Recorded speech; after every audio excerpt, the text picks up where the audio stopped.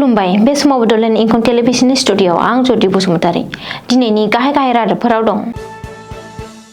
मणिपुराव आयेन बेरेखा आफिम फालांगिरिखौ हमदों रैखाथि हान्जाया। लामा जाब्रबथायाव सासे सुबुंनि जिउ खहा, सानै जोखोम। रेलजों सौग्रावना फाहामथाय लानाय मैदेरा थैबाय। एमजिएन रेगानि मुं सोलायनायनि हेंथायै कंग्रेसआ राजीव भवनाव सोमावसारदों। दानिया फैदो आबुं रादाबाव।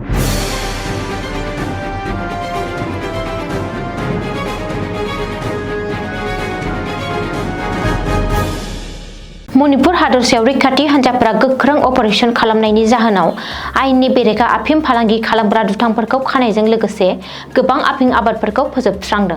इम्फल सानजा जिल्लानि बिबानगिरिफोरा परमात्त पुलिस थानानि सिङाव थानाय महाबली काबुल कुलाव होबथाजानाय हान्जा प्रिपेकनि सासे मावथि सोद्रोमा आरो थिसनग्रा आंथां माया लेखेनि खान्थुजाम प्रियन्जन मेथेखौ खायो। पुलिस सिग्रोमनायाव बिनिफ्राय गंसे मबाइलबो बोखांनो हायो। बे एखे सानखालिनो मणिपुर पुलिसआ काकसिं पुलिस थानानि सिङाव थानाय पलेल दालां ओनसोलनि साखाथियाव इम्फल सानजा जिल्लानि सिङाव थानाय आन्ध्र मासेंपाटनि सानै थागिरि हेक्रुजाम रबिनचन्द्र सिंह आरो हेक्रुजाम रामानन्द सिंहखौ खायो। पुलिसआ बिसोर सानै सुबुंनिफ्राय 400 लिटारसो आयेन बेरेखा DIC जौ आरो गंसे साखा खबब्रै गारि बोखाङो। बेनि अनगायैबो एखे सानखालिनो कांप'क्पि जिल्लायाव अपारेशन खालामना एल सिमल नाकनपाइ आरो SP नागाइमुन ओनसोलनि हाजोफोराव 42 एकड़ आफिम आबाद फोथारखौ सिलिंखार खालामदों आरो थावनियाव मोननाय गं 20 नसा, 15 पेकेट संख्रि, 5 किल'ग्राम हासार, 5 लिटार मैगं-थाइगंनि मुलि आरो 5 किल'ग्राम आफिम बेगरफोरखौ फोजोबस्रांदों। बे अपारेशन खालामनायखौ रायजोआव फेग्रा मुवा फालांगि, आयेन बेरेखा जौनि फालांगि आरो बिग्रायारिफोरनि हाबाफारि आरो गासै मणिपुराव आयेन आरो सामलायथिखौ सामलायनायनि गेदेर जाफुंसारनाय होननानै बुंदों।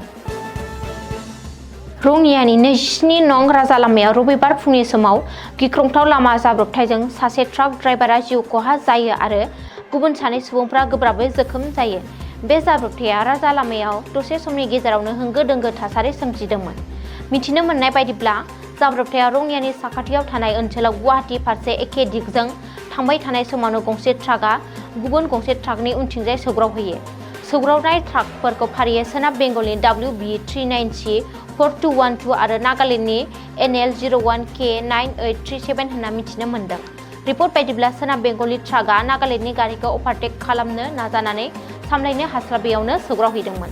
जाब्रबथाया ओरैबायदि गोख्रैमोन दि बेंगलनि ट्राकआ सौग्रावहैनायनि जाहोनाव ड्राइभारा जायगायावनो जिउ गोमायो आरो गाखोफानाय हेन्डिमेन सानैया गोब्राब जोखोम जायो। बे समाव जोखोम जानाय सुबुंफोरखौ फाहामथाय होनो फाहामसालियाव दैथायहरनाय जाबाय। आसाम हजाइ जिल्लायाव थानाय काजिरङा वाइल्डलाइफ रेस्क्यु आरो रिहेबिलिटेसन मिरुआव गोब्राब थासारियाव फाहामथाय लागासिनो थानाय मैदेरा थैबाय।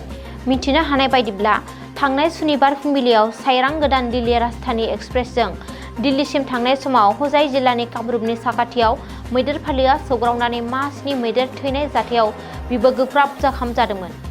बबेखानि गोब्राब जोखोम जानाय मैदेरखौ रैखाथि हान्जाया गोब्राब हालोदाव जरखा फाहामथाय होनो थाखाय थाबैनो काजिरङासिम लांनाय जादोंमोन। नाथाय दुखुनांथावनि बाथ्रा दि गोबां नाजानायनि उनावबो मैदेरखौ रैखा खालामनो हायाखैसै।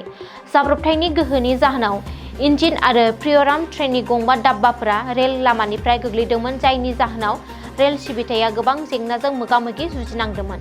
सौग्रावनायजों रेल दाब्बा आरो हाग्रानि जिब-जुनारफोरा थैदोंमोनब्लाबो रेलवे मावख'गिरि आरो दावबायारिफोरनि रावखौबो जिउ गोमानाय आरो जोखोम जानायनि खौरां मोननाय जायाखै।